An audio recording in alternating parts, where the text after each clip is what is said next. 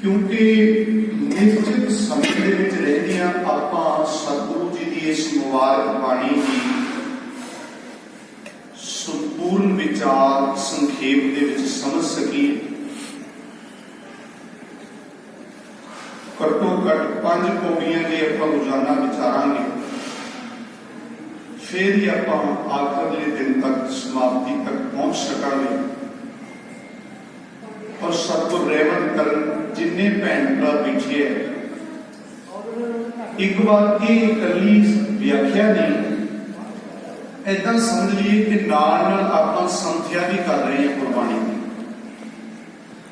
संथ्या के संखेप विचार जो आपां विचार करनी है, एक बार आप ही मिल के पिछे पिछे बोलिया करो, फिर आप उस पौड़ी की विचार संखेप रख के अगली पौड़ी का पाठ से तक दया करांगे। सारे भैन भरा मिलके उच्चारण करो जी एक बारी सतनाम श्री हे गुरु जी।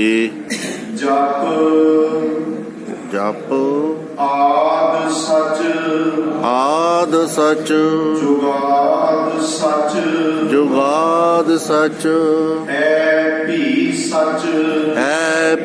सच नानक होसी भी सच नानक होसी पी सच। जप इत्थे जप दे पप्पे नूं औंकड़ लग्या है। जे कोई भैन भरा गुरका सिर नाल लेके देखना चाहता है या मोबाइल तो गुरबाणी करके देखना चाहता है तो बहुत चंगा होगा, कोई मनाही नहीं बल्कि ज्यादा वधिया गल। ध्यान दिओ जी, सतगुरु जी की इलाही बाणी दे विच जप लफ्ज जो है वो 3 स्पैलिंगां दे विच है। एक जप पप्पे नूं सिहारी नाल है, जिहदा अर्थ है जपना कर क्रिया रूप दे विच। एक जज्जा पप्पा जप है ते इत्थे जिहड़ा लफ्ज वरते पातशाह ने जज्जा पप्पे नूं औंकड़ जप भाव के सतगुरु ने इत्थे बाणी का नाम अंकित किया है। बाणी का नाम असल विच जप है। इस तो पहला जो आप विचार चुके हैं, एक ओंकार तो लैके गुर प्रसाद तक ये है मूल मंत्र मंगलाचरण। पातशाह जी की पावन बाणी विच संपूर्ण रूप दे विच 33 बार आया। और फिर नोट करियो, जप दे पहला ते बाद विच 2-2 डंडियां लाइया। मतलब सतगुरु ने ये बख्शिश की, कोई किसी किस्म का भुलेखा साडे अंदर नहीं रहन दिता। जे असी ईमानदारी नाल गुरु अगे जोदड़ी करके तरले करके बेनतियां करके गुरबाणी को समझण की कोशिश करांगे तो जरूर साडे सब कुछ समझ दे विच आवेगा। पर इत्थे पंथ दे विच मूल मंत्र शब्द के उत्ते भी एक मसला है। मैं सिर्फ इन्नी बेनती करता हूं कि सतगुरु जी की रूहानी बाणी नूं असीं पढ़ सुन समझ के असल विच मनना, असीं उलझना नहीं। जिन्नी महाराज ने बुद्धि मत बख्शी है, मैनूं एहसास होता है गुर प्रसाद तक है मूल मंत्र। जे कोई मेरा वीर नानक होसी पी तक पढ़ रहा है, मेरा दुश्मन नहीं। ये सानू बहुत ध्यान नाल नोट करने पैणगे। पंथ विच 3-4 गल्लां दे उत्ते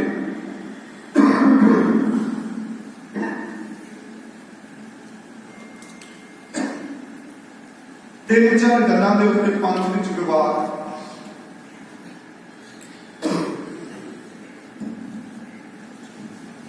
और ये 4 गल्लां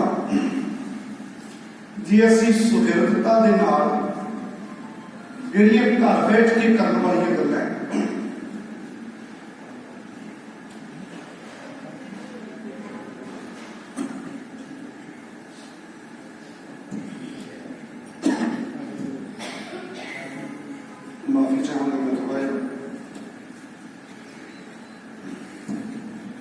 ਜਿਹੜੀਆਂ ਘਰ ਵਿੱਚ ਬੈਠ ਕੇ ਕਰਨ ਵਾਲੀਆਂ ਗੱਲਾਂ ਅਸੀਂ ਸਟੇਜ ਤੇ ਨਾ ਕਰੀਏ ਜ਼ਿਆਦਾ ਚੰਗਾ ਰਹੂਗਾ। ਖੈਰ,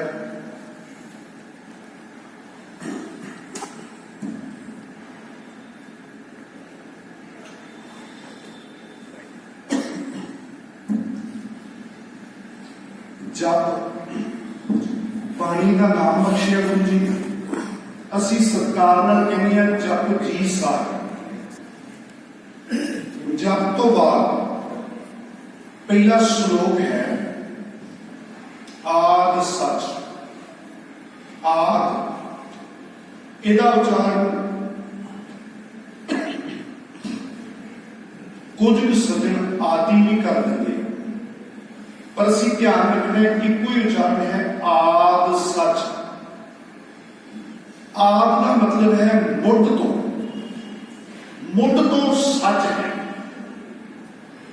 ਇੱਕ ਓਂਕਾਰ ਜਿਹੜਾ ਵਿਆਪਕ ਪ੍ਰਮਾਤਮਾ ਹੈ ਉਹ ਸ਼ੁਰੂ ਤੋਂ ਸੱਚ ਹੈ, ਆਦ ਹੈ, ਜਿਹਨੂੰ ਅਸੀਂ ਇੱਕ ਹੋਰ ਨੋਟ ਕਰੀਏ ਹੁੰਦਾ ਗੁਰੂ ਸਵਾਰਿਓ। ਇੱਕ ਓੰਕਾਰ ਦੀ ਵਿਆਖਿਆ ਹੈ ਮੂਲ ਮੰਤਰ ਸਾਹਿਬ ਦੇ ਅੰਦਰ, ਮੂਲ ਮੰਤਰ ਸਾਹਿਬ ਦੀ ਵਿਆਖਿਆ ਹੈ ਜਪਜੀ ਸਾਹਿਬ ਦੇ ਅੰਦਰ, ਜਪਜੀ ਸਾਹਿਬ ਦੀ ਵਿਆਖਿਆ ਹੈ ਗੁਰੂ ਗ੍ਰੰਥ ਸਾਹਿਬ ਦੇ ਅੰਦਰ। ਇਸ ਲਈ ਕਈ ਵਿਦਵਾਨ ਸੱਜਣ ਜਪਜੀ ਸਾਹਿਬ ਨੂੰ ਗੁਰੂ ਗ੍ਰੰਥ ਸਾਹਿਬ ਦਾ ਰਹਾਉ ਕਹਿੰਦੇ। ਜਿਵੇਂ ਸ਼ਬਦ ਦੇ ਵਿੱਚ ਰਹਾਉ ਹੁੰਦਾ ਹੈ, ਪੂਰੇ ਸ਼ਬਦ ਦਾ ਕੇਂਦਰੀ ਭਾਗ ਸੈਂਟਰਲ ਐਰੀਆ ਰਹਾਉ ਵਾਲੀਆਂ ਪੰਕਤੀਆਂ ਵਿੱਚ ਹੁੰਦਾ ਹੈ, ਉਸੇ ਤਰ੍ਹਾਂ ਗੁਰੂ ਗ੍ਰੰਥ ਸਾਹਿਬ ਸੱਚੇ ਪਾਤਸ਼ਾਹ ਲਈ ਸੱਚੇ ਪਾਤਸ਼ਾਹ ਦਾ ਰਹਾਉ ਹੈ ਜਪਜੀ ਸਾਹਿਬ। ਹੁਣ ਆਦ ਸੱਚ ਇਹ ਵਿਆਖਿਆ ਹੋ ਰਹੀ ਹੈ ਸਤਨਾਮ ਦੀ, ਜਿਹੜਾ ਆਪਾਂ ਕੱਲ ਪੜਿਆ ਸਤਨਾਮ ਸਦੀਵੀ ਹੋਣ। ਸਤਨਾਮ ਦੀ ਵਿਆਖਿਆ ਕਰਦੇ ਆ, ਕਹਿੰਦੇ ਨੇ ਆਦ ਸੱਚ। ਤੇ ਆਦ ਸੱਚ ਦੀ ਵਿਆਖਿਆ ਤੁਸੀਂ ਗੁਰੂ ਗ੍ਰੰਥ ਸਾਹਿਬ ਚੋਂ ਪੜ੍ਹਦੇ ਹੋ ਅਰਬਦ ਨਰਬਦ ਧੁੰਦੂਕਾਰਾ। ਇਹ ਲਫ਼ਜ਼ ਬਹੁਤ ਵਾਰੀ ਸੁਣਿਆ ਹੋ। ਅਰਬਦ ਦਾ ਅਖਰੀ ਅਰਥ ਹੈ 10 ਕਰੋੜ। ਅਰਬਦ ਮਤਲਬ 10 ਕਰੋੜ। ਨਰਬਦ ਨ ਅਰਬਦ ਨੂੰ ਇਕੱਠਿਆਂ ਕਰਕੇ ਲਿਖ ਦਿੱਤਾ ਨਰਬਦ। ਪਰਮਾਤਮਾ ਬਾਰੇ ਦੱਸਿਆ ਜਾ ਰਿਹਾ ਹੈ ਕਿ ਜਦੋਂ ਅਰਬਦ ਸੀ, ਭਾਵ 10 ਕਰੋੜ ਸਾਲ ਪਹਿਲਾਂ, ਨਰਬਦ ਜਿਹਨੂੰ 10 ਕਰੋੜ ਤੋਂ ਵੀ ਉੱਪਰ ਦੀ ਗੱਲ, ਭਾਵ ਗਿਣਤੀਆਂ ਮਿਣਤੀਆਂ ਤੋਂ ਉੱਪਰ ਉੱਠ ਕੇ ਜੇ ਗੱਲ ਕਰੀਏ, ਅਰਬਦ ਨਰਬਦ ਧੁੰਦੂਕਾਰਾ। ਧੁੰਦੂਕਾਰਾ ਜਦੋਂ ਬਿਲਕੁਲ ਕੁੱਪ ਹਨੇਰਾ ਹੈ। ਆਦ ਸੱਚ ਦੀ ਵਿਆਖਿਆ ਸਮਝ ਰਹੇ ਅਰਬਦ ਨਰਬਦ ਧੁੰਦੂਕਾਰਾ। ਧਰਨੀ ਨਾ ਗਗਨਾ ਹੁਕਮ ਅਪਾਰਾ। ਨਾ ਧਰਤੀ ਸੀ ਨਾ ਆਕਾਸ਼ ਸੀ ਤੇ ਨਾ ਪਰਮਾਤਮਾ ਕਿਸੇ ਤੇ ਹੁਕਮ ਚਲਾ ਸਕਦਾ ਸੀ। ਹੁਕਮ ਚਲਾਉਣ ਵਾਲਾ ਚਲਾਵੇ ਕਿਹਦੇ? ਨਾ ਦਿਨ ਰੈਣ ਨਾ ਚੰਦ ਨਾ ਸੂਰਜ ਸੁਨ ਸਮਾਦ ਲਗਾਏ। ਉਦੋਂ ਤਾਂ ਉਹ ਹੀ ਕਰ ਲਿਆ। ਮਤਲਬ ਪਾਤਸ਼ਾਹ ਨੇ ਦੱਸਿਆ ਆਦ ਸੱਚ ਵੀ ਰਚਨਾ ਦੇ ਰਚਣ ਤੋਂ ਪਹਿਲਾਂ ਹੀ ਉਹ ਮੌਜੂਦ ਹੈ। ਇਸੇ ਲਈ ਜਦੋਂ ਉਹਨੇ ਰਚਨਾ ਰਚੀ, ਉਹਦੇ ਲਈ ਲਫ਼ਜ਼ ਵਰਤਿਆ ਗਿਆ ਰਚਨਹਾਰ। ਪਰਮਾਤਮਾ ਉਦੋਂ ਤੋਂ ਮੌਜੂਦ ਹੈ ਜਦੋਂ ਤੋਂ ਉਹਨੇ ਰਚਨਾ ਨਹੀਂ ਰਚੀ, ਫੇਰ ਹੀ ਕਰਤਾ ਬਣਿਆ। ਇਸੇ ਕਰਕੇ ਗੁਰਮਤਿ ਦੇ ਵਿੱਚ ਗੁਰੂ ਸਵਾਰਿਓ, ਜਿਹੜੇ ਲੋਕ ਆਪਾਂ ਪਿਛਲੇ ਦਿਨ ਸੁਣਿਆ ਡੇਟ ਆਫ ਬਰਥ ਮਿਥਦੇ ਆ ਰੱਬ ਦੀ, ਜਦ ਜੰਮਣ ਮਰਨ ਵਿੱਚ ਪਏ ਹੋਏ ਬੰਦੇ ਨੂੰ ਰੱਬ ਸਮਝਣ ਵਾਲੇ ਪਾਸੇ ਤੁਰਦੇ ਹੈ, ਉਹ ਬਹੁਤ ਵੱਡੇ ਭੁਲੇਖੇ ਵਿੱਚ ਹੁੰਦੇ। ਮੇਰੇ ਮਾਲਿਕ ਨੇ ਕਿਹਾ ਆਦ ਸੱਚ, ਮੁੱਢ ਤੋਂ ਸੱਚ ਹੈ। ਜੁਗਾਦ ਸੱਚ, ਯੁੱਗਾਂ ਦੇ ਆਰੰਭ ਤੋਂ ਸੱਚ ਹੈ ਵੀ ਸੱਚ ਹੈ ਵੀ ਹੁਣ ਵੀ ਵਰਤਮਾਨ ਸਮੇਂ ਵਿੱਚ। ਔਰ ਮੈਂ ਬੇਨਤੀ ਕਰਾਂਗਾ ਜਿਹੜਾ ਹੈ ਵੀ ਸੱਚ ਅਹਿਸਾਸ ਕਰਕੇ ਜੁੜਦਾ है भी सच कि जेड़ा वो सदीवी सच है वो है भी सच, हुण भी सच है, मौजूदा समय भी सच है, अज भी हाजिर है, मौजूद है। ਉਹਦਾ जीवन ਜਿਹੜਾ पाक साफ हो जाना है भी विच जिउ रहे असी। इत्थे परमात्मा ने कहा है भी सच, असी है भी दे विच जिउना शुरू करिए कि वो हुण भी सानू साडी सब तो वड्डी मूर्खता यही है। गुरु ग्रंथ ਸਾਹਿਬ दसदे है, कहते ने पेखत परमात्मा मैनू वेख भी है क्योंकि है भी सच है। सुनत वो मैनू सुनदा भी है, उहदी सुनन दी सीमा कोई नहीं। आप जगबाणी विचारांगे अगे जाके अपने सुनन दी सीमा है। जिवें मैं गल कर रहा आप जी बैठ के सुन रहे, जे दो सज्जन इकट्ठे बोलण लग जाण आप सियाणे बंदे एक गल कहते हैं पहला गल एक जाना क्योंकि साडे सुनन दी सीमा है। इसे करके साडे पंथ दे विधान विच ये लिखिया है बकायदा कि गुरदरबार दे विच जदों गुरु ग्रंथ साहिब दी बाणी दा पाठ हो रहा है उस वक्त कथा कीर्तन नहीं होना चाहिए। जे कथा कीर्तन हो रहा है तो उस वक्त पाठ नहीं हो सकता, क्योंकि मान लो भाई साहब पाठ कर रहे हैं, इधरों आप कथा कर रहे हैं, जे भाई साहब तक डिस्टर्ब होंगे उन्होंने किवें मुश्किल है। क्योंकि साडे धर्म दे विच बद्दा चट्टी नहीं है। असीं तां गुरु नूं हाज़र नाज़र जाण के गुरु दी खुशियां लैण लई कारज करने, फॉर्मैलिटी कोई नहीं करनी। बेनती करा साडे सुनन दे विच सीमा है। परमात्मा दी सुनन शक्ति अंत न वेखण सुनन न, अपने वेखण की भी सीमा है, सुनन की भी सीमा है। वाहिगुरू इको वेले एडे वड्डे खिलारे नूं वेखदा भी है ते सुणदा बेअंत। इसलिए पेखत सुनत सदा है संगे, वो सदा मेरे नाल है। मैं मूर्ख जानिया दूरी है। एक इन्हें जानिया जिहड़ा है भी सच नहीं समझ। ये मेरी मूर्खता है कि मैं परमात्मा दे ठिकाने विच बैठा कि रब सिर्फ गुरुद्वारे मंदिर मस्जिद दे विच जदों कि मालिक ने बख्शिश की है भी सच। हिंदू पूजा देवरा, मुसलमान मसीह नामे सोई सेविया जय देवरा नाम सी। असी आम एक लफ्ज पढ़ते जे तू बहुता सच्चा है चल फिर गुरुद्वारे। ਇਹਦਾ मतलब जिथे ਹੁਣ गल हो रही है ਉੱਥੇ ਤਾਂ ਨਹੀਂ ਉਹ ਵੇਖ ਰਿਹਾ जी। रब सामने जाके तू झूठ बोलते कि जिथे बोलिया जा रहा है जिथे हो रहा है। बिल्कुल प्यारे साडे सतगुर साडे ते ये बख्शिश करते हैं हमेशा ये एहसास करना है भी सच। नानक होसी भी सच। थोड़ा जा तीन चीजें, एक उजाड़, दूजा विश्राम, तीजा और सतगुरु दी खुशियां असीं लै सकते। तिन्हां दा ख्याल रखें। नानक जी फरमा रहे हैं, सतगुरु नानक साहब ने खर्च किया साडे ते रहमत करके समझाया होसी भी सच। आने वाले समय विच भी फ्यूचर विच भविख विच भी वो सच है, सदीवी सच है। ओदी किसी ने बरसी नहीं मनाई। सानू गुरु ने ਉਹਦੇ ਨਾਲ ਜੁੜਿਆ ਜਿਹਦੀ ਬਰਸੀ ਨਹੀਂ ਮਨਾਈ ਜਾ ਸਕਦੀ। ਮੈਨੂੰ ਮਾਫ ਕਰਿਓ ਅਸੀਂ ਕਿੱਥੇ ਜੁੜੇ ਹੋਏ ਆ, ਆਪਣੇ ਅੰਦਰ ਨਿਗਾਹ ਮਾਰੀ ਜਾਣਗੇ ਨਾਲ ਦੀ, ਕਿਉਂਕਿ ਬਹੁਤਾ ਆਪਾਂ ਆਪਣੇ ਆਪ ਨੂੰ ਵੇਖਣਾ ਗੁਰਬਾਣੀ ਦੀ ਰੋਸ਼ਨੀ ਚ ਸਾਡੀ ਸੁਰਤ ਵਿੱਚ ਕੀ ਬੈਠਾ। ਨਾਨਕ ਹੋਸੀ ਵੀ ਸੱਚ, ਨਾਨਕ ਹੋਸੀ ਵੀ ਸੱਚ। ਇਹ ਇੱਕ ਸ਼ਲੋਕ ਹੈ, ਇਹਨੂੰ ਕੁਝ ਸਦੇ ਪਹਿਲੀ ਪੌੜੀ ਸਮਝਦੇ ਆ। ਦੇਖੋ अंक लिखे आ गया एक, ये पहली पौड़ी होगी, फिर अगे दो लिखे होना चाहिए, ਜਪ ਬਾਣੀ ਦੇ ਵਿੱਚ 38 ਪੌੜੀਆਂ ਤੇ 2 ਸ਼ਲੋਕ ਨੇ। ਇੱਕ ਸ਼ਲੋਕ ਪਹਿਲਾਂ ਬਖਸ਼ਿਸ਼ ਕੀਤਾ ਜਿਹੜਾ ਆਪਾਂ ਪੜ੍ਹਿਆ, ਇੱਕ ਸ਼ਲੋਕ ਸਮਾਪਤੀ ਦੇ ਆਪਾਂ ਸਾਰੇ ਪੜ੍ਹਦੇ ਹਾਂ ਪਵਨ ਗੁਰੂ ਬਾਣੀ। ਇਸ ਲਈ ਮੇਰੇ ਮਾਲਕ ਨੇ ਬਖਸ਼ਿਸ਼ ਕੀਤੀ, ਪ੍ਰਮਾਤਮਾ ਬਾਰੇ ਸਮਝਾਇਆ ਕਿ ਉਹ ਜੁਗਾਂ ਜੁਗੰਤਰਾਂ ਦੇ ਆਰੰਭ ਤੋਂ ਪਹਿਲਾਂ ਤੋਂ ਹੀ ਮੌਜੂਦ ਹੈ, ਹੁਣ ਵੀ ਹੈ ਤੇ ਆਉਣ ਵਾਲੇ ਸਮੇਂ ਵਿੱਚ ਵੀ ਹੋਵੇਗਾ। ਤੇ ਪਹਿਲੀ ਪੌੜੀ ਦਾ ਪਾਠ ਨੂੰ ਆਪਾਂ ਕਰੀ ਰਲ ਕੇ।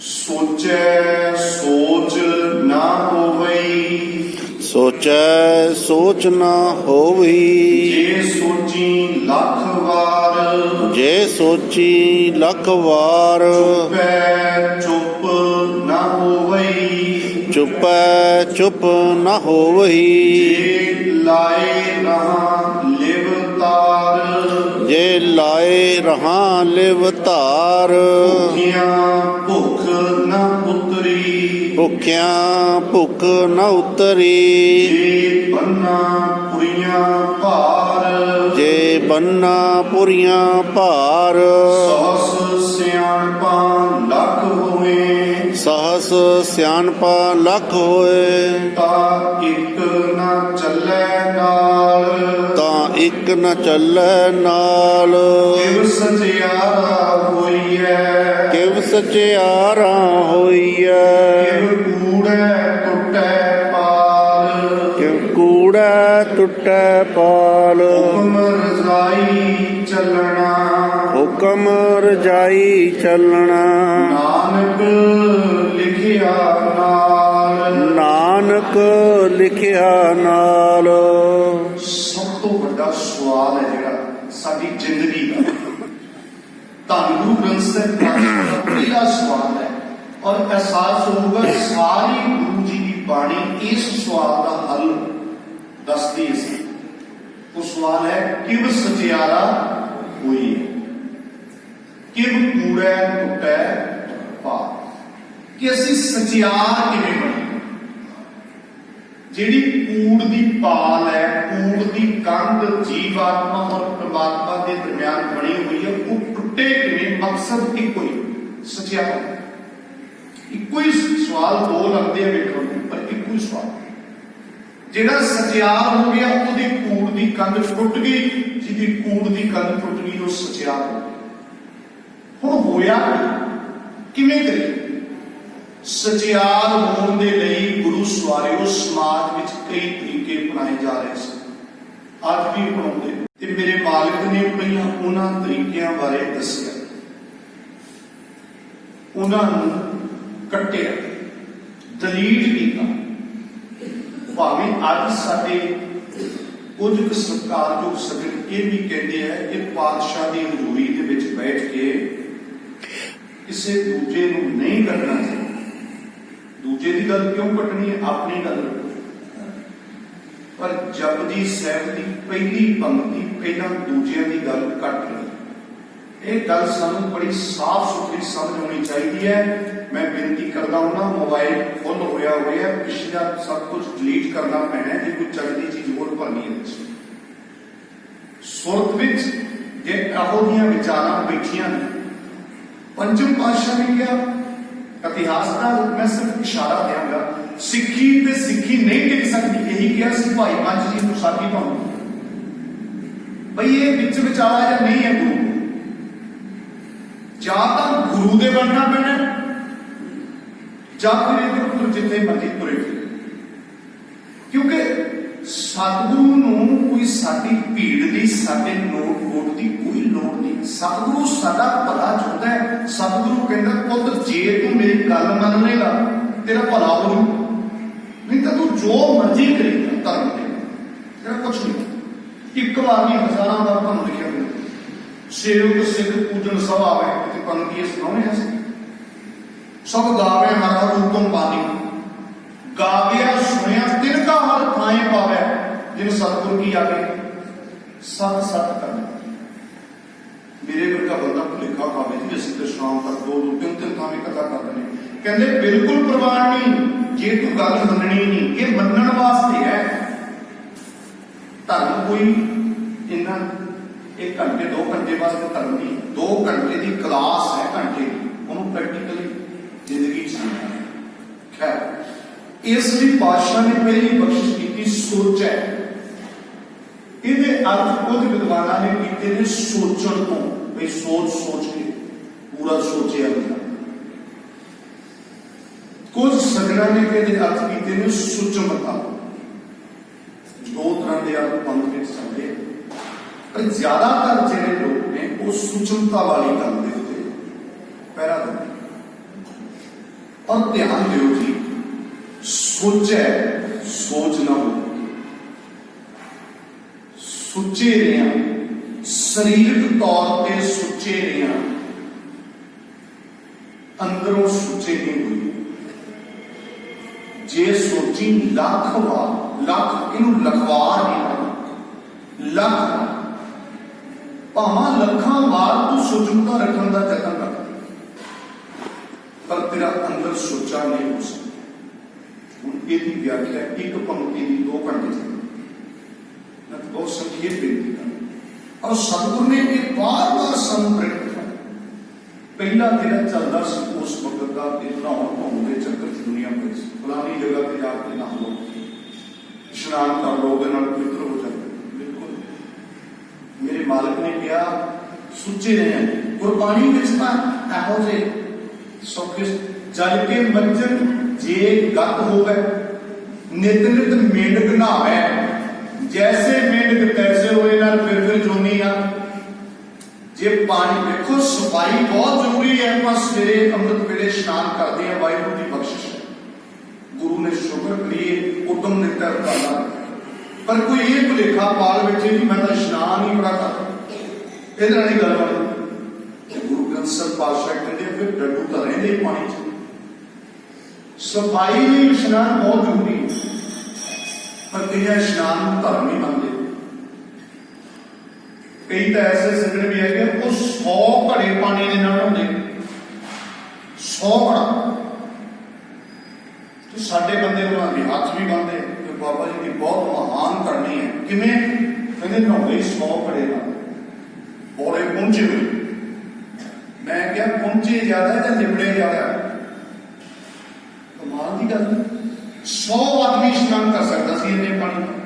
ਇਕੱਲੇ ਬੰਦੇ ਨੇ ਵਾਹਿਗੁਰੂ ਦੀ ਏਡੀ ਵੱਡੀ ਸੁਗਾਤ, ਪਹਿਲਾ ਪਾਣੀ ਜੀਓ ਹੈ ਜੇ ਧਾਰਿਆ ਸਭ ਹੋਏ, ਐਡੀ ਵੱਡੀ ਬਖਸ਼ਿਸ਼ ਜਿਸ ਪਾਣੀ ਨੂੰ ਪਿਤਾ ਕਿਹਾ ਮੇਰੇ ਮਾਲਕ ਗੁਰੂ ਨਾਨਕ ਸਾਹਿਬ ਨੇ, ਤੇ ਜਿਹੜੇ ਉਸ ਪਾਣੀ ਦੀ ਬੇਕਦਰੀ ਕਰ ਰਹੇ ਨੇ ਉਹ ਵੀ ਅਸੀਂ ਮਹਾਤਮਾ ਬਣਾਏ ਹੋਏ ਆ। ਇਹਦਾ ਮਤਲਬ ਅਸੀਂ ਜਪਜੀ ਸਾਹਿਬ ਦੀ ਪਹਿਲੀ ਪੰਕਤੀ ਨੂੰ ਨਹੀਂ ਮੰਨਿਆ।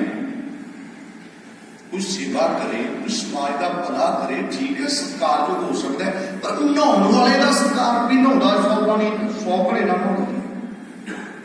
ਦੇਖ ਲਓ ਤਾਂ 550 ਸਾਲਾਂ ਦੀ ਬਣਾ ਕੇ ਸੋਚੈ ਸੋਚ ਨਾ ਹੋ ਗਈ, ਜੇ ਸੋਚੀ ਲੱਖ ਚੁੱਪ ਹੈ। ਇਹ ਵੀ ਚੱਲਦਾ, ਚੁੱਪ ਰਹਿ ਕੇ ਮੂੰਹ ਨਾ ਚੁੱਪ ਕਰ, ਚੁੱਪ ਨਾ ਹੋ ਗਈ, ਮਨ ਤਾਂ ਨਹੀਂ ਚੁੱਪ ਕੀਤਾ। ਜੇ ਲਾਏ ਰਹਾ ਲਿਵਤਾ, ਲਿਵਤਾ ਸਮਝ ਕੇ ਐਂਟੀਟੀ ਕੀ ਲਗਾ, ਇੱਕ ਪਾਸੇ ਲਿਵਣਾ। ਸਰੀਰਕ ਤੌਰ ਤੇ ਚੁੱਪ ਰਹੇ ਆ ਬਹੁਤ ਸਾਰੇ ਲੋਕ ਅਜੇ ਵੀ ਮੋਨੀਆਂ ਨੂੰ, ਜਿਨ੍ਹਾਂ ਨੂੰ ਗੁਰਬਾਣੀ ਦੀ ਸਮਝ। ਮੇਰੇ ਮਾਲਕ ਨੇ ਕਿਹਾ ਮੌਨ ਵਿਗੁਤਾ, ਮੋਨੀ ਖੁਆਰੀ, ਮਨ ਨੂੰ ਚੁੱਪ, ਮਨ ਨੂੰ ਅਫੁਰ ਕਰਨਾ ਹੈ, ਮਨ ਵਿੱਚ ਫੁਰਨੇ ਉਸੇ ਤਰ੍ਹਾਂ ਦੇ ਚਲੀ ਜਾਂਦੇ, ਵਿਸਥਾਰ ਨਹੀਂ ਕਰਨਾ। ਇਸ ਲਈ ਚੁੱਪ ਹੈ, ਚੁੱਪ ਨਾ ਹੋ ਗਈ ਜੇ ਲਾਏ ਰਹਾ ਲਿਵਤਾ। ਭੁੱਖੀਆਂ ਭੁੱਖ ਨਾ ਉਤਰੀ ਜੇ ਬੰਨਾ ਪੁਰੀਆਂ ਪਾ। ਪੁਰੀਆਂ ਪੁਰੀਆਂ ਲਫ਼ਜ਼ ਬ੍ਰਹਿਮੰਡ ਵਾਹਿਗੁਰੂ ਨੇ ਬਖਸ਼ਿਆ। ਬ੍ਰਹਿਮੰਡ ਦੇ ਅੱਗੋਂ ਖੰਡ ਨੇ 9, ਪੁਰੀਆਂ ਦੀ ਗਿਣਤੀ 14। ਭਾਵ ਕੀ ਹੈ ਕਿ ਤ੍ਰਿਸ਼ਨਾਨੂ ਬਿਰਤੀ ਅੰਦਰ ਹੋਵੇ, ਭਾਵੇਂ ਸਾਰੇ ਬ੍ਰਹਿਮੰਡ ਦਾ ਮਾਲ ਧਨ ਸਭ ਕੁਝ ਇਕੱਠਾ ਕਰ ਲਓ, ਭੁੱਖ ਨਹੀਂ ਉਤਰਦੀ। ਤ੍ਰਿਸ਼ਨਾ ਜਿਹੜੀ ਹੈ ਨਾ, ਬਿਲਕੁਲ ਇਸ ਦਾ ਸਮਝ ਲਓ ਵੀ ਜੇ ਕੋਈ ਕਹੇ ਮੈਂ ਲੱਕੜਾਂ ਨਾਲ ਅੱਗ ਨੂੰ ਬੁਝਾ ਦੂੰਗਾ, ਲੱਕੜਾਂ ਨਾਲ ਅੱਗ ਨਹੀਂ ਬੁਝਾਈ ਜਾ ਸਕਦੀ, ਭਾਵੇਂ ਕਿੰਨੇ ਮਰਜ਼ੀ ਅਸੀਂ ਕੁਆਂਟਲ ਕੱਚੇ ਕਰ। ਇਸੇ ਤਰ੍ਹਾਂ ਤ੍ਰਿਸ਼ਨਾ ਜਿਹੜੀ ਹੈ ਇਹ ਪਦਾਰਥ ਨਾਲ ਖਤਮ ਨਹੀਂ ਹੁੰਦੀ, ਅੱਗ ਬਲਕਿ ਹੋਰ ਵਧੀ ਜਾਂਦੀ, ਹੋਰ ਮਚਦੀ। ਤ੍ਰਿਸ਼ਨਾ ਨੂੰ ਸੁਭਾਅ ਬਾਰੇ ਅਕਸਰ ਹੀ ਆਪਾਂ ਪੜ੍ਹਦੇ ਹਾਂ ਸੁਖਮਨੀ ਸਾਹਿਬ 'ਚ, ये तृष्णालु सुभाव है जरा ना ये रब को दूर लेके, क्योंकि शुकराना की थां ते शिकवे रहते। 10 वस्तु दे पाछे पावे एक वस्तु कारण विखोट गवावे। जो कुछ वाहिगुरु ने बख्शिया ਉਹਦਾ शुक्र नहीं ते मैनू माफ करियो अपने अपने अंदर डेरा मारिए किन्नियां दातां परमात्मा ने ऐसियां बख्शियां ने जिहड़ियां असीं कदे गिनती च ही नहीं जानी। बैठ के थोड़ा जिहा लेटदे हां नाल दी नाल नींद आउंदी है। अपने आप ਨੂੰ ਪੁੱਛੀਏ कदे रब दा इस गल ते शुक्र कीता वाहिगुरु नींद बख्शी। कदे उन्हां बंदियां ਨੂੰ मिलो मैनू मिलण दा सबब ਬਣਿਆ 35 ਲੱਖ रुपया हवन ते लाया। बंदा राजस्थान दा सी पदमपुर मंडी 35 ਲੱਖ हवन ते लाया ते मैनू पुछदा सी भाई साहब मेरे नाल ते पाठ कर दो मेरा भला होवे। ਉਹ मैं कह जी इतना गल है नहीं, ये गुरबानी आप पढ़ के सुन के मननी है, नहीं तो बैठ के तुसी सुनो किसी सियाने मुर्शिद को भी इतना नहीं है। चल चाहे नहीं है क्योंकि असं धर्म को मंडी बनाया मार्केट चलता बहुत कुछ है, पर असल गल ये कि ज्यादा आप पढ़ो नहीं तो बैठ के सुनो मनो गल ये बननी। वो कहता अच्छा जी ठीक है। उन्हें मैंने दसिया 35 ਲੱਖ बंदे लाता नींद नहीं होती, नींद नहीं होती यकीन मनो बड़ा कारोबारी। ये मन मेरे एक मैं बेनती साझ पावा जो मैं उस सज्जन को मिलिया ना अपने मन की हालत है कई बार सतगुरु की बाणी पढ़ते हैं मन एडा बेईमान है जीव नाल पढ़ी जाओ तो मन किंतु करी जाए। मन नूं ऐ लगता होंदा है कि ये गल तो महाराज ने वैसी जचा के कि लिखती गल तो नहीं इवें होनी, पर जदों समाज कदे हो जाए देखते हैं ना फिर इस मन में भी झुकना पैंदा है कि महाराज सच कहते हैं। सचमुच वो बंदे को मिल के अंदरों मेरे पंक्ति निकली। मैं क्या पातशाह किन्ने वारी मन में ख्याल बने बड़े बंदे को इन्ने अरबां बंदियां नूं काहदे फिक्र होणगे, असीं तां कदे सोचदे ही नहीं। तुसीं सच कहने हो बड़े बड़े जो दिसै लोग तिनको व्यापै चिंता। ਇਹਦਾ ਇਹ मतलब नहीं कि ਅਸੀਂ आर्थिक तौर ਤੇ मजबूत नहीं होना। अजे गुरु का ज्ञान पल्ले नहीं, गुरु के ज्ञान तो बिना हर बंदा विचारा है कि मसा टाइम कट रहा दिल दरिया बहुत। इसलिए मेरे मालिक ने कहा जे अंदर तृष्णा है भावा जो मर्जी इकट्ठा कर ले, तृष्णा गले ही की बुझी।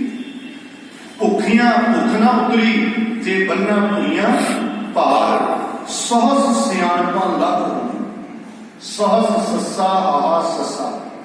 ਇਹਦਾ मतलब है हजारां हजारां ਲੱਖਾਂ ਸਿਆਣਪਾਂ ਹੋਣ ਤਾਂ ਇੱਕ ਨਾ ਚੱਲੇ ਨਾ। ਵਾਹਿਗੁਰੂ ਜੀ ਦੀ ਹਜ਼ੂਰੀ ਵਿੱਚ ਪਰਮਾਤਮਾ ਦੇ ਦਰ ਤੇ ਕੋਈ ਸਿਆਣਪ ਨਹੀਂ ਚੱਲਦੀ, ਚਲਾਕੀਆਂ ਨਹੀਂ ਚੱਲਦੀ। ਕਿਸੇ ਚੌਪਰਾਈ ਨੇ ਜਦੋਂ ਤੁਰ ਪਾਈ ਹੈ ਇਹ ਮਨ ਚੰਚੁਲਾ ਚੌਪਰਾਈ ਕਿਹਨੇ ਨਾ ਪਾਇਆ, ਘੋੜੇ ਭਾਈ ਮਿਲੇ ਦਾ ਭਰਾਇਆ।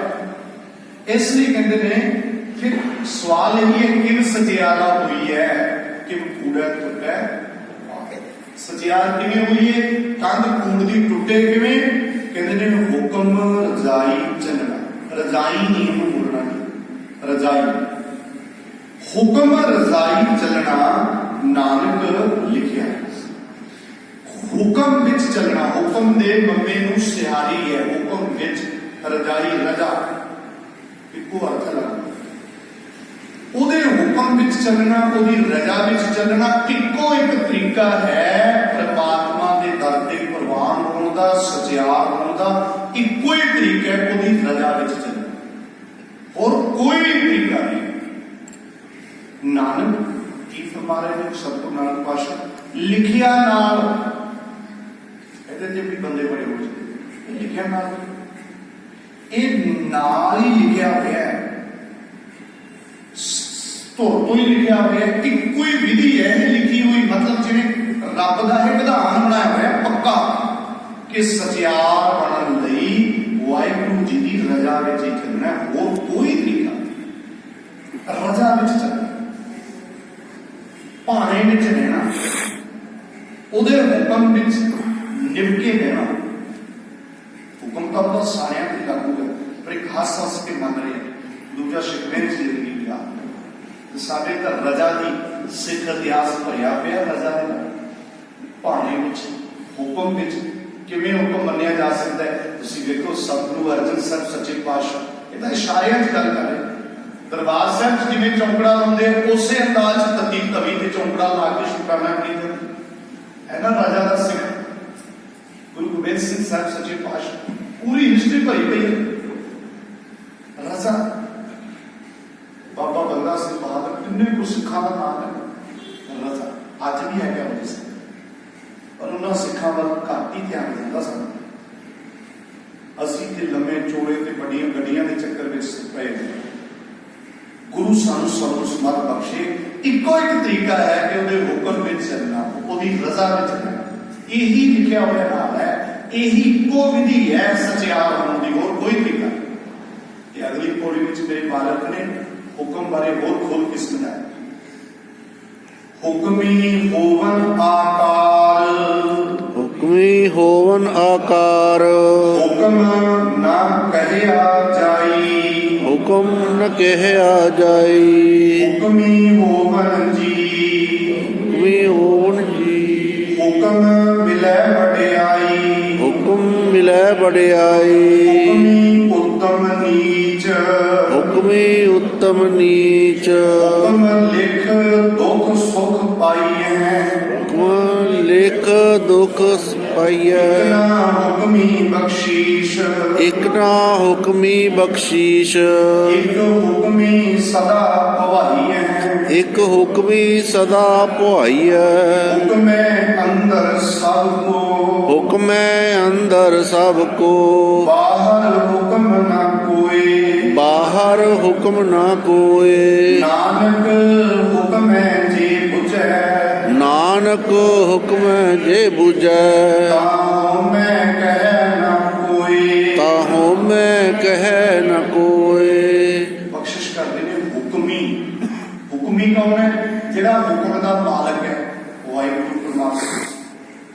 ਹੋਵਨ ਆਕਾਰ, ਆਕਾਰ ਦਾ ਮਤਲਬ ਹੈ ਅਸਥੂਲ, ਜੋ ਅਸੀਂ ਦੇਖ ਰਹੇ ਹਾਂ, ਜੋ ਆਕਾਰ ਹੈ ਸਾਰਾ ਸਰੀਰ ਦਾ ਸਭ ਕੁਝ, ਇਹ ਸਭ ਕੁਝ ਉਸ ਹੁਕਮੀ ਦੇ ਹੁਕਮ ਵਿੱਚ ਹੀ ਹੋਇਆ।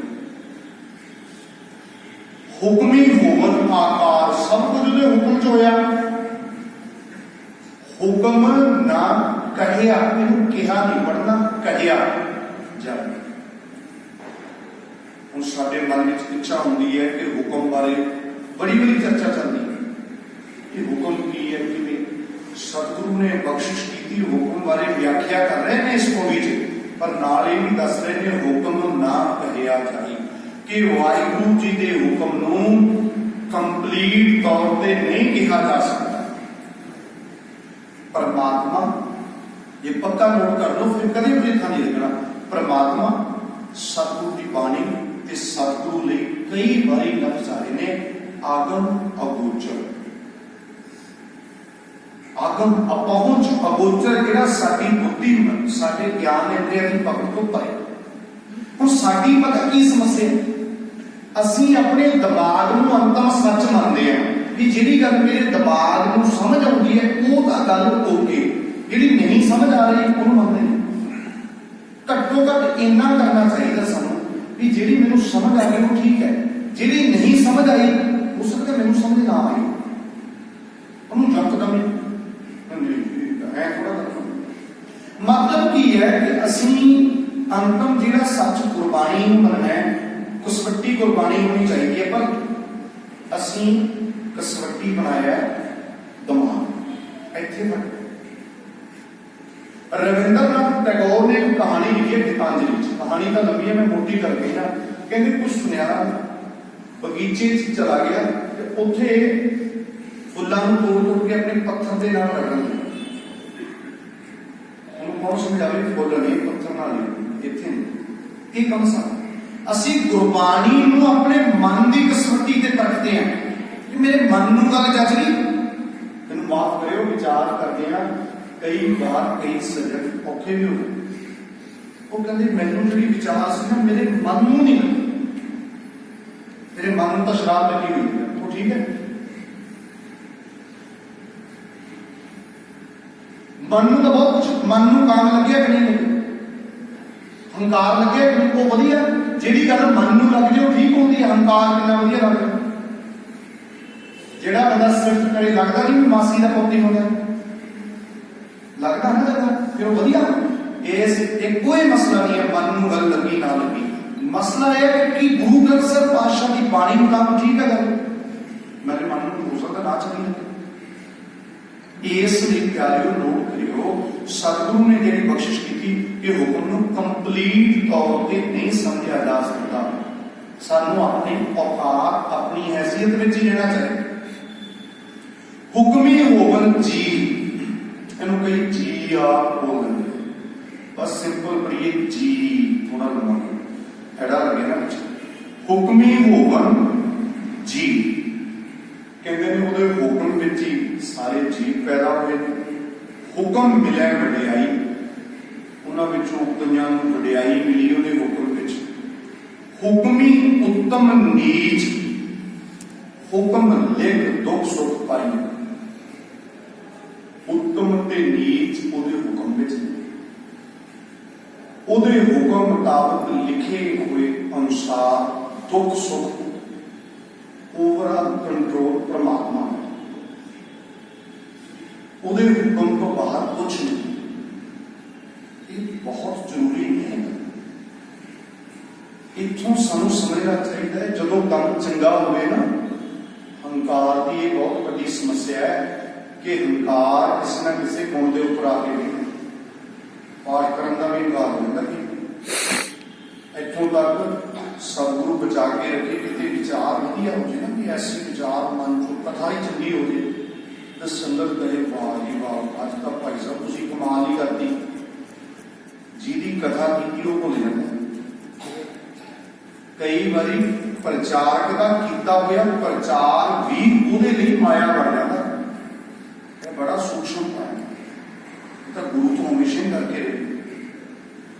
ਜਿਹਦਾ ਪ੍ਰਚਾਰ ਕੀਤਾ ਉਹ ਭੁੱਲ ਗਿਆ ਨਾ, ਮੈਂ ਕੀਤਾ, ਤੇਰੀ ਔਕਾਤ ਕੀ ਹੈ, ਤੂੰ ਹੈ ਕੀ। ਇਸ ਲਈ ਸਤਿਗੁਰ ਰਹਿਮਤ ਕਰਦੇ ਨੇ ਕਿ ਉੱਤਮ ਨੀਚ ਉਹਦੇ ਹੁਕਮ ਵਿੱਚ ਨੇ, ਦੁੱਖ ਸੁੱਖ ਉਹਦੇ ਹੁਕਮ ਵਿੱਚ ਹੈ। ਇੱਕ ਨਾ ਹੁਕਮੀ ਬਖਸ਼ੀਸ਼, ਉਹਦੇ ਹੁਕਮ ਵਿੱਚ ਹੀ ਕਈਆਂ ਤੇ ਬਖਸ਼ਿਸ਼ਾਂ ਹੁੰਦੀਆਂ।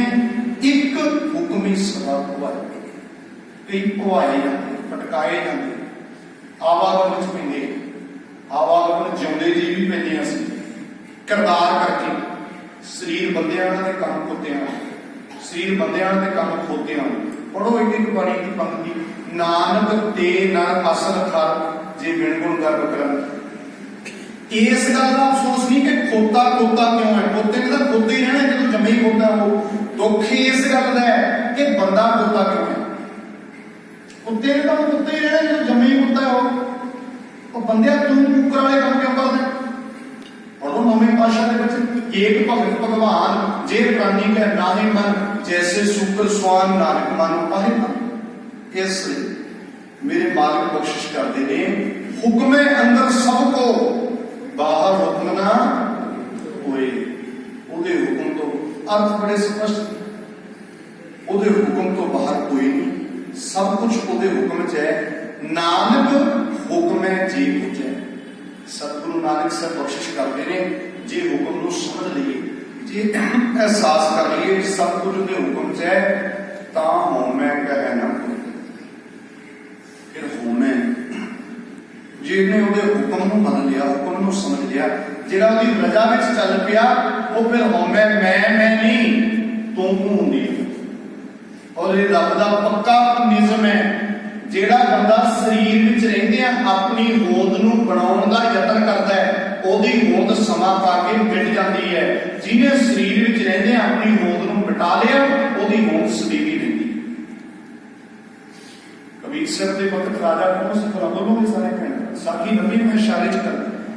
ਭਗਤ ਕਬੀਰ ਜੀ ਦੇ ਵਕਤ ਰਾਜਾ ਕੌਣ ਸੀ? ਨਹੀਂ ਪਤਾ ਸੀ। ਚਲੋ ਸਟੋਰੀ ਵੱਖਰੀ ਗੱਲ ਹੈ, ਛੱਡੋ, ਵਿਸਤਾਰ 'ਚ ਨਹੀਂ ਹੈ। ਕਬੀਰ ਜੀ ਦਾ ਤੇ ਉਸ ਵਕਤ ਕੀ ਹੋਊਗਾ? ਉਸ ਵਕਤ ਰਾਜੇ ਦੇ ਮੂੰਹੋਂ ਜਿਹੜੀ ਗੱਲ ਨਿਕਲ ਗਈ ਉਹ ਪ੍ਰਵਾਨ ਡਿਕਟੇਟਰਸ਼ਿਪ ਸੀ। ਤੇ ਕਬੀਰ ਜੀ ਦੀ ਹਾਲਤ ਕੀ? ਭਗਤ ਕਬੀਰ ਸਾਹਿਬ ਕਹਿੰਦੇ, ਕਬੀਰ ਮੇਰੀ ਜਾਤ ਕੋ ਸਭ ਕੋ ਹਸਨੇ ਹਾਰ, ਲੋਕ ਮਜ਼ਾਕ ਕਰਦੇ। ਪਰ ਕਬੀਰ ਜੀ ਮਹਾਰਾਜ ਨੇ ਸਰੀਰ 'ਚ ਰਹਿੰਦਿਆਂ ਆਪਣੀ ਹੋਂਦ ਨੂੰ ਮਿਟਾ ਲਿਆ। ਕਬੀਰ ਤੂੰ ਕਰਤਾ, ਹੁਕਮ ਨੂੰ ਸਮਝ ਲਿਆ, ਆਪਾ ਮਟਾਇਆ। ਤੇ ਭਗਤ ਕਬੀਰ ਸਾਹਿਬ ਮਹਾਰਾਜ ਦੇ ਚਰਨਾਂ 'ਚ ਝੁਕਦੇ ਅਸੀਂ ਸਾਰੇ ਮਾਣ ਮਹਿਸੂਸ ਕਰਦੇ। ਇਸ ਲਈ ਮਾਲਕ ਨੇ ਕਿਹਾ, ਨਾਨਕ ਸਤਿਗੁਰੂ ਸੇ ਬਖਸ਼ੇ, ਨਾਨਕ ਹੁਕਮੈ ਜੇ ਬੁਝੈ ਤਾਂ ਹਉਮੈ ਕਹਿ ਨਾ ਕੋਈ। ਗਾਵੇ ਕੋ ਤਾਣ ਤਾਣ ਹੋਵੇ ਕਿਸੈ ਤਾਣ, ਹੋਵੇ ਕਿਸੇ ਤਾਨ, ਗਾਵੇ ਕੋ ਦਾਤ ਜਾਣੈ ਨੀਸਾਨ, ਦਾਤ ਜਾਣੈ ਨੀਸਾਨ, ਗਾਵੇ ਕੋ ਗੁਣ ਵਡਿਆਈਆਂ ਚਾਰ, ਗੁਣ ਵਡਿਆਈਆਂ ਚਾਰ, ਗਾਵੇ ਕੋ ਵਿਦਿਆ ਵਿਖਮ ਵਿਚਾਰ, ਵਿਦਿਆ ਵਿਖਮ ਵਿਚਾਰ, ਗਾਵੇ ਕੋ ਸਾਜ ਕਰੇ ਤਨ ਖੇ, ਸਾਜ ਕਰੇ ਤਨ ਖੇ, ਗਾਵੇ ਕੋ ਜੀ ਲੈ ਫਿਰਦੇ, ਗਾਵੇ ਕੋ ਜਾਪੈ ਦਿਸੈ ਦੂਰ, ਜਾਪੈ ਦਿਸੈ ਦੂਰ,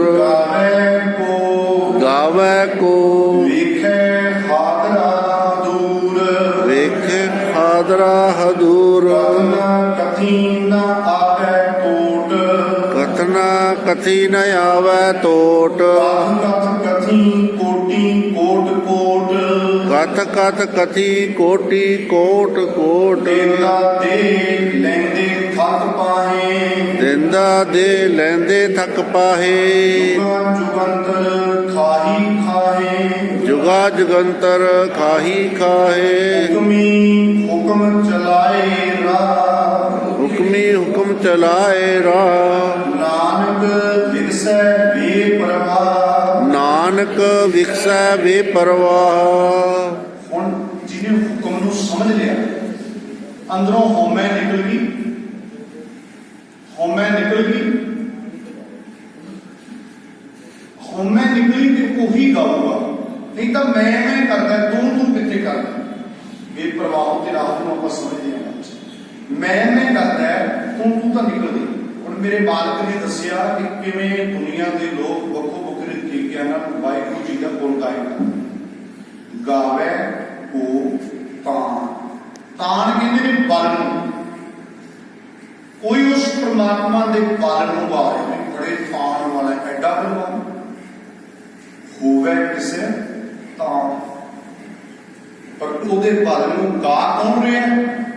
ਜਿਹਨੂੰ ਉਸ ਪ੍ਰਮਾਤਮਾ ਨੇ ਗਾਉਣ ਦਾ ਬਲ ਬਖਸ਼ਿਆ, ਗਾਉਣ ਦਾ ਬਲ ਬਖਸ਼ਿਆ।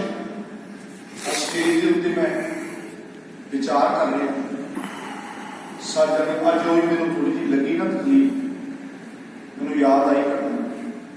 5-7 ਹਜ਼ਾਰ ਬੰਦੇ ਦਾ ਇਕੱਠ ਕੋਟਕਪੂਰੇ ਇਲਾਕੇ, ਐਸੀ ਕੋਈ ਪ੍ਰੋਬਲਮ ਆਈ,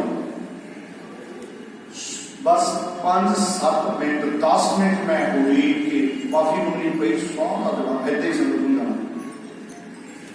ਹਾਲਾਂਕਿ ਉੱਥੇ ਡਿਊਟੀ ਸੀ, ਕਿੰਨੇ ਇਸ਼ਤਿਹਾਰ, ਕਿੰਨਾ ਪਹਿਲਾਂ ਪ੍ਰਬੰਧ, ਮਤਲਬ ਜੋ ਅਸੀਂ ਉਹਦੇ ਗੁਣ, ਕੋਈ ਵੀ ਕੋਈ ਗੁਣ ਗਾਉਂਦਾ ਉਹ ਵੀ ਉਹਦੀ ਕਿਰਪਾ ਨਾਲ ਹੀ ਗਾਉਂਦਾ ਹੈ।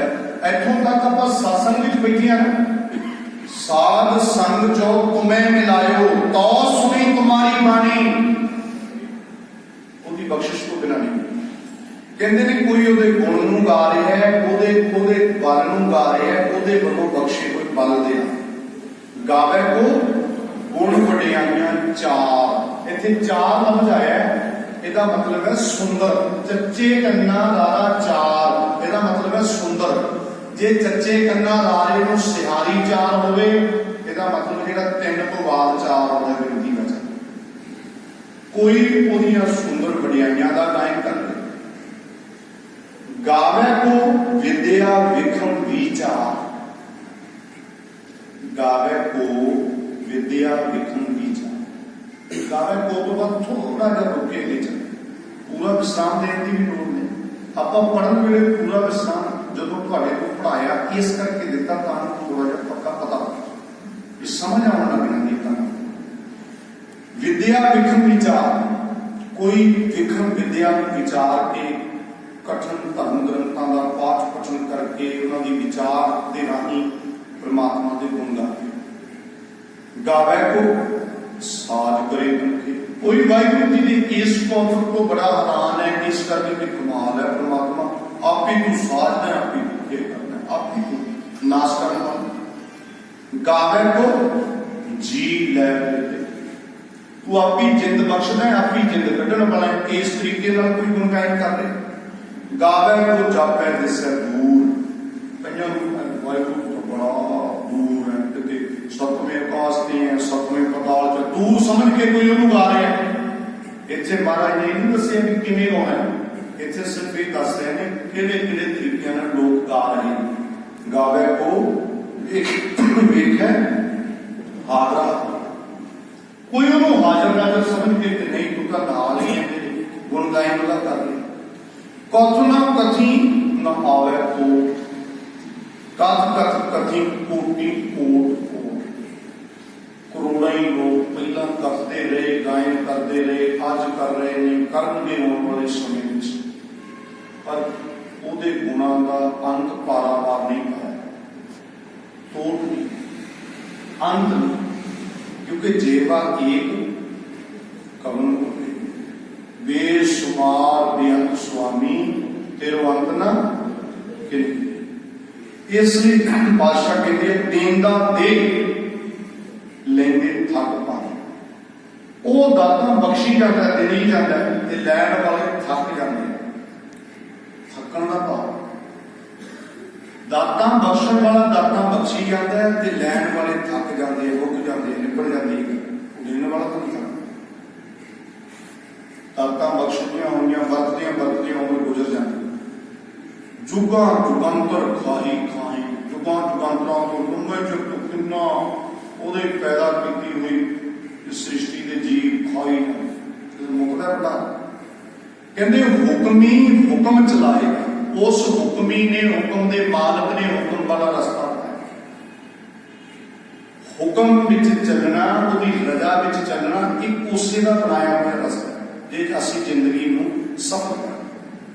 नानक विकसित देख, गुरु नानक साहब फरमाउंदे ने कि वो आप बेपरवाह है, खेड़े में रहिंदा है, अपने सारा खिलारे को देखता हुआ खेड़ा बेपरवाह। इत्थे नोट करने वाला नुकता है, इहदा उच्चारण साडे कुछ सरकार जो वीर करते हैं, राहो बेपरवाह।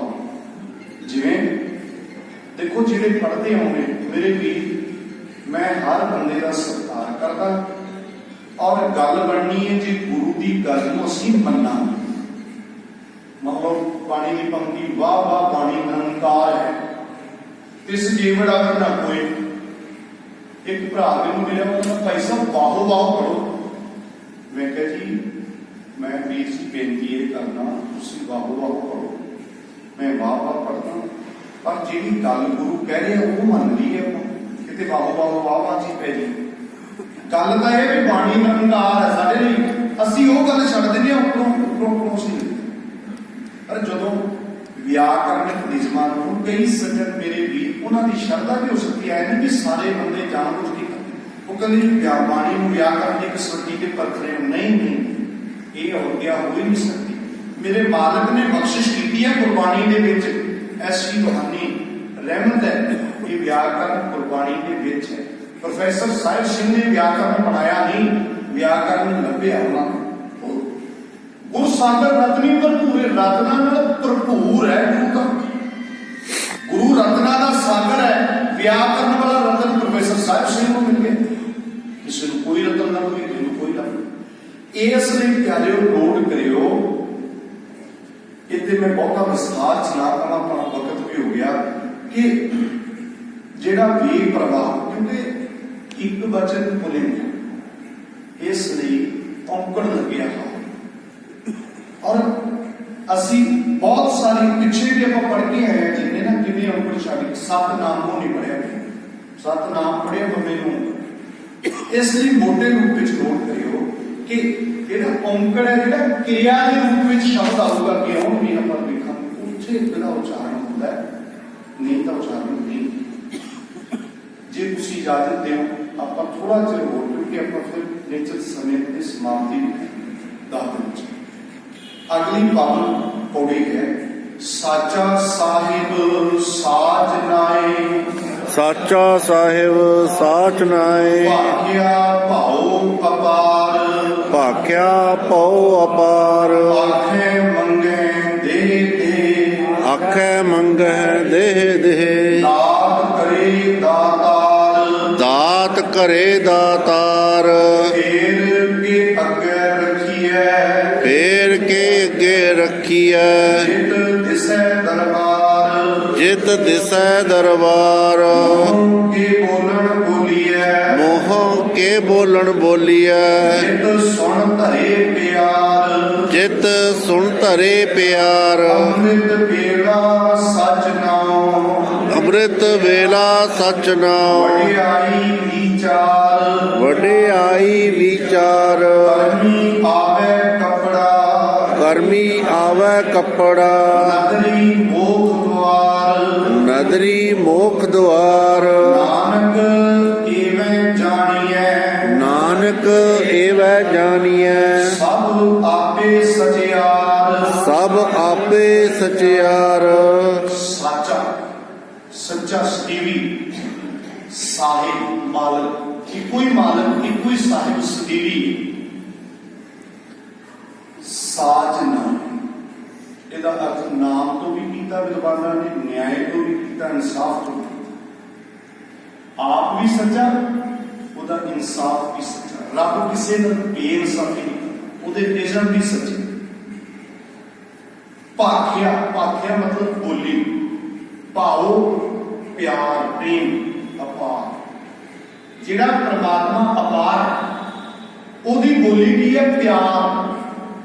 ਦੇਖੋ, ਨੋਟ ਕਰਿਓ, ਮੈਂ ਬੇਨਤੀ ਕਰਾਂ, ਜਦੋਂ ਦੋ ਵਿਅਕਤੀਆਂ ਦੀ, ਦੋ ਲੋਕਾਂ ਦੀ ਸਾਂਝ ਬਣਦੀ ਹੈ ਨਾ ਆਪਸ, ਤਾਂ ਕਈ ਗੁਣ ਸਾਂਝੇ ਹੋਣੇ ਚਾਹੀਦੇ। ਇੱਕ ਗੁਣ ਬੜਾ ਜ਼ਰੂਰੀ ਹੈ, ਦੋਨਾਂ ਦੀ ਲੈਂਗੁਏਜ ਇੱਕ ਹੋਵੇ। ਆਪਾਂ ਸਾਰੇ ਪੰਜਾਬੀ ਬੋਲਦੇ ਆ, ਸਮਝਦੇ ਆ, ਆਪਣੀ ਸਾਂਝ ਹੈ। ਜੇ ਆਪਣੀ ਬੋਲੀ ਇੱਕ ਨਾ ਹੋਵੇ, ਆਪਣੀ ਸਾਂਝ ਨਹੀਂ ਹੋ ਸਕਦੀ, ਜਿੰਨਾ ਮਰਜ਼ੀ ਯਤਨ ਕਰ ਲਓ। ਮੁੱਢਲਾ ਇਹ ਅਸੂਲ ਹੈ, ਇੱਕ ਦੂਜੇ ਦੀ ਭਾਸ਼ਾ ਤਾਂ ਸਮਝਦੇ ਹੋ। ਹੁਣ ਪਰਮਾਤਮਾ ਦੀ ਬੋਲੀ ਹੈ ਪਿਆਰ, ਤੇ ਅਸੀਂ ਪਰਮਾਤਮਾ ਨੂੰ ਬਣਾਉਣੀ ਹੈ ਸਾਂਝ। ਫਿਰ ਰੱਬ ਵਾਲੀ ਬੋਲੀ ਸਾਨੂੰ ਸਿੱਖਣੀ ਪੈਣੀ। ਸਤਿਗੁਰੂ ਦੇ ਬਚਨ ਵਿੱਚ ਬੋਲਣਾ ਹਰ ਸਜਣ ਸੁਆਮੀ ਮੋਰਾ। ਹੁਣ ਸੰਬੰਧ ਥੱਕੀ ਜੀ, ਉਹ ਕਦੇ ਨਾ ਬੋਲੇ, ਬੋਲੋ ਜੀ, ਕਦੇ ਨਾ ਬੋਲੇ ਕੋੜਾ। ਉਹ ਕੌੜਾ ਬੋਲਣਾ ਨਹੀਂ ਜਾਣਦਾ, ਤੇ ਅਸੀਂ ਮਿੱਠਾ ਬੋਲਣਾ ਨਹੀਂ ਜਾਣਦੇ, ਫਿਰ ਸਾਡੀ ਬਣੂ ਕਿਵੇਂ? ਇਸ ਲਈ ਸਾਨੂੰ ਉਹਦੇ ਵਾਲੀ ਬੋਲੀ ਸਿੱਖਣੀ ਹੈ। ਭਾਖਿਆ ਭਾਉ ਅਪਾਰ, ਆਖੇ ਮੰਗੇ, ਇੱਥੇ ਬਹੁਤ ਅੱਛੇ ਰੂਪ ਆਖਦੇ ਨੇ, ਸਿਫਤ ਸਲਾਹ ਕਰਦੇ ਨੇ, ਉਹ ਤੋਂ ਮੰਗਦੇ ਨੇ, ਤੇ ਦਾਤਾ ਮੰਗਦੇ ਜੀ।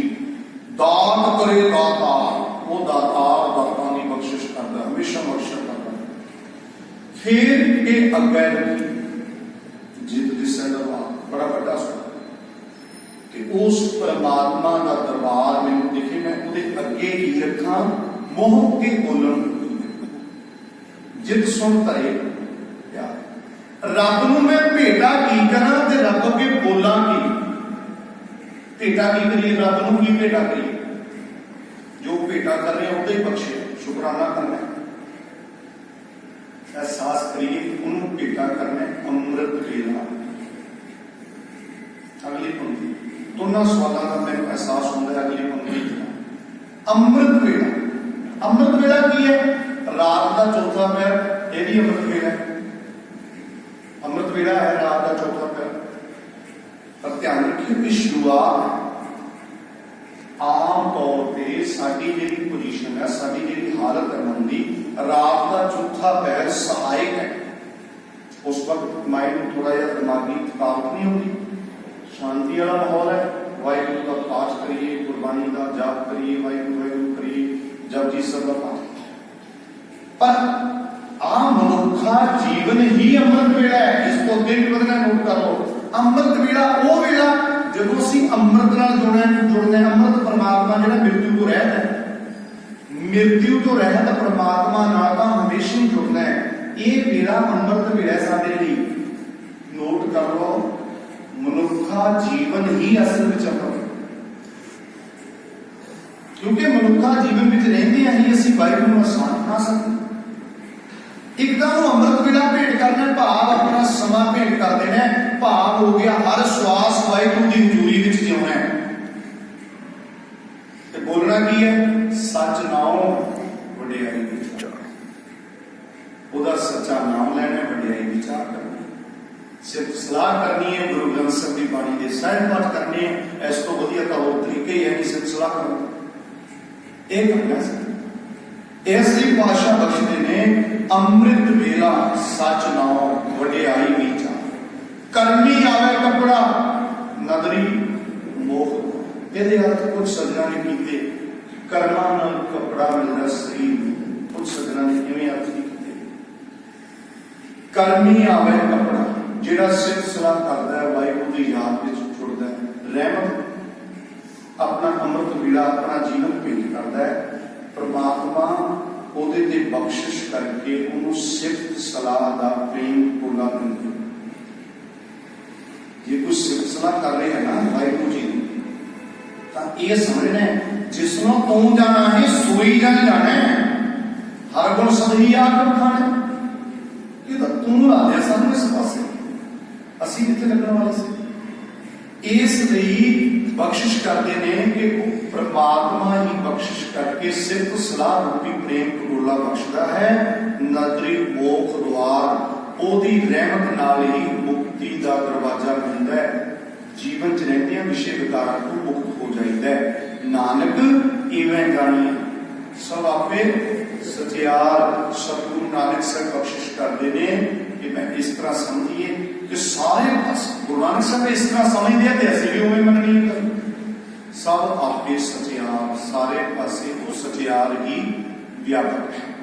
इत्थों तक अज चार तक विचार बहुत संखेप रूप के विचारिया, क्योंकि जेडे भैन भरावां ने पिछले 2 दिन कथा सुनी मूल मंत्र साहब के विचार 2 दिन लगे, वो भी संखेप उन्होंने लग सकता है, पर आप जिवें एक दायरे च है कि संखेप विचार करा। गुरु कृपा करे सानू सारियां नूं समत बख्शे और जपजी साहिब की विचार गुरबाणी है इलाही, इस बाणी की सानू समझ गुरु साहिब बख्शिश कर दे। जपजी साहिब जी ने समझ लिया, मानो सारे गुरु ग्रंथ साहिब समझ आ गए, क्योंकि जपजी साहिब की व्याख्या ही गुरु ग्रंथ साहिब पातशाह की पावन बाणी के विच है। सतगुरु साडे सारियां ते ऐसी बख्शिश कर कि असीं गुरु नानक साहिब के दीदार आ नया संत दीदार गुरु जी ने तस्वीर नाल नहीं होंदे आपां गल कीती है पिछले दिन। गुरु नानक जी ने सुनिया, बोलियो जी गुरु नानक जी ने सुनिया वेखिया, जिन्हें गुरु नानक नूं सुनिया उन्हें देखिया, दूजे ने देखिया। श्री चंद ते लक्ष्मी दास जी ने गुरु नानक साहब को नहीं देखिया है, सगे पुत्ता ने नहीं देखिया, क्योंकि धर्म की दुनिया में करना नाल वेखना पैंदा अखां नाल। जिन्हें सुनिया नहीं उन्हें की वेखिया। सुनना साइंस की शुरुआत देखने तो आती है, धर्म की शुरुआत सुनने तो। अगले दिन चंगा विचार गुरु कृपा करे। सो सब का धन्यवाद, गुरु जी का शुक्र भुला चुका ने माफी चाहता, वक्त भी थोड़ा जिहा वध ले गए 5 मिनट ते इहदे लई भी माफी चाहता। सो सतगुरु तरस कर रहमत कर कि आपां सतगुरु नानक पातशाह दे दीदार कर सकीए, उन्हां दी बाणी विच गुरु नानक साहब दा जीवन वेखना राइटरां दी लिखतां पढ़ी चलो पढ़ना चाहिए चंगा लिखिया सब ने, पर प्यारे सब तो वधिया तरीका है गुरु नानक किहो जिहा जपजी साहिब वर्गा गुरु नानक। गुरु नानक जिन्होंने प्यार करता है उन्होंने बाणी जपजी साहिब ने कल भी किया, गुरु नानक का भी गुरु है जपजी साहिब, शब्द गुरु का ही अर्थ है। सतगुरु साढ़े ते रहमत करन, वो भावना साढ़े देह बातों से बिल्कुल उठ करिए, गुरु के बन के विचरिए, साड़ी सोच शब्द ना जुड़ सके। सो सौदा धन्यवाद जी। आओ रल के 6 पौड़ियां हासिल कर पाठ फिर अरदास हो। प्रणाम कली महला तीजा आनंद ਇੱਕ ਓੰਕਾਰ ਸਤਿਗੁਰ ਪ੍ਰਸਾਦ। ਅਨੰਦ ਆ ਮੇਰੀ ਮਾਈ ਗੁਰੂ ਮੈਂ ਪਾਇਆ, ਸਤਿਗੁਰ ਤਾ ਪਾਇਆ ਸਹਿਜ ਸੇਤੀ, ਮਨ ਵਜੀਆਂ ਵਧਾਈਆਂ। ਰਤ ਪਵਾਰ ਪਰੀਆਂ ਸ਼ਬਦ ਗਾਵਣੀ ਆਈਆਂ, ਸ਼ਬਦੋ ਤਗਾਵੋ ਹਰੀ ਕੇਰਾ ਮਨ ਜਿਨੀ ਬਸਾਇਆ। ਕਹਿ ਨਾਨਕ ਆਨੰਦ ਹੋਆ ਸਤਿਗੁਰੂ ਮੈਂ ਪਾਇਆ। ਏ ਮਨ ਮੇਰਿਆ ਤੂੰ ਸਦਾ ਰਹੋ ਹਰ ਨਾਲੇ, ਹਰ ਨਾਲ ਰਹੋ ਤੂੰ ਮਨ ਮੇਰੇ, ਤੂੰ ਸਭ ਵਿਸਾਰਣਾ। ਅੰਗੀਕਾਰੋ ਕਰੇ ਤੇਰਾ ਕਾਰਜ ਸਭ ਸਵਾਰਣਾ। ਸਭਨਾ ਗਲਨ ਸਮਰੱਥ ਸੁਆਮੀ ਸੋਭਿਓ ਮਨੋ ਵਿਸਾਰੇ। ਨਾਨਕ ਮਨ ਮੇਰੇ ਹਰੋ ਹਰ ਨਾਲੇ, ਸਾਚੇ ਸਾਹਿਬਾ ਕਿਆ ਨਾਹੀ ਘਰ ਤੇਰੇ। ਕਰਤਾ ਤੇਰਾ ਸਭ ਕੁਛ ਹੈ, ਜਿਸ ਦੇ ਵੇ ਸੋ ਪਾਵੇ। ਸਦਾ ਸਿਧ ਸਲਾਹ ਤੇਰੀ, ਨਾਮ ਮਨ ਵਸਾਵੇ। ਨਾਮ ਜਿਨ ਕੇ ਮਨ ਵਸਿਆ, ਵਾਜੇ ਸ਼ਬਦ ਕਨੇਰੇ। ਕਹਿ ਨਾਨਕ ਸੱਚੇ ਸਾਹਿਬ ਕਿਆ ਨਾਹੀ ਘਰ ਤੇਰੇ। ਸਾਚਾ ਨਾਮ ਮੇਰਾ ਆਧਾਰੋ, ਸਾਚ ਨਾਮ ਮੇਰਾ ਜਿਨ ਭੁੱਖਾਂ ਸਭ ਗਵਾਈਆਂ। ਕਰ ਸ਼ਾਂਤ ਸੁਖ ਮਨ ਆਏ ਵਸਿਆ, ਜਿਨ ਇੱਛਾ ਸਭ ਪੁਜਾਈਆਂ। ਸਦਾ ਕੁਰਬਾਨ ਕੀਤਾ ਗੁਰੂ ਮਿਟੋ, ਜਿਸ ਦੀਆਂ ਇਹ ਵਡਿਆਈਆਂ। ਸੰਤੋ ਸ਼ਬਦ ਧਰੋ ਪਿਆਰੋ, ਨਾਮ ਮੇਰਾ ਆਧਾਰੋ। ਵਾਜੇ ਪੰਜ ਸ਼ਬਦ ਤਿਤ ਕਹਸ ਭਾਗੈ ਸ਼ਬਦ ਵਾਜੇ। ਕਲਾ ਜਿਤ ਕਰਤਾਰੀਆਂ, ਪੰਜ ਦੁੱਤ ਦਵਸ ਕੀਤੇ, ਕਾਲ ਕੰਟਕ ਮਾਰਿਆ। ਕਰਨ ਪਾਇਆ ਤੁਝੇ ਕੋ, ਸਿਲਾ ਮਾਰ ਕੇ ਲਾਗੇ। ਅਨਕ ਤੈ ਸੁਖ ਹੋਆ, ਤਿਤ ਕਰ ਅਨਹਦ ਬਾਜੇ। ਆਨੰਦ ਸੁਨੋ ਵਡ ਭਾਗੀ ਜੋ, ਸਗਲ ਮਨੋਰਥ ਪੂਰੇ। ਪਾਰ ਬ੍ਰਹਮ ਪ੍ਰਭ ਪਾਇਆ, ਉਤਰੇ ਸਗਲ ਵਿਸੂਰੇ।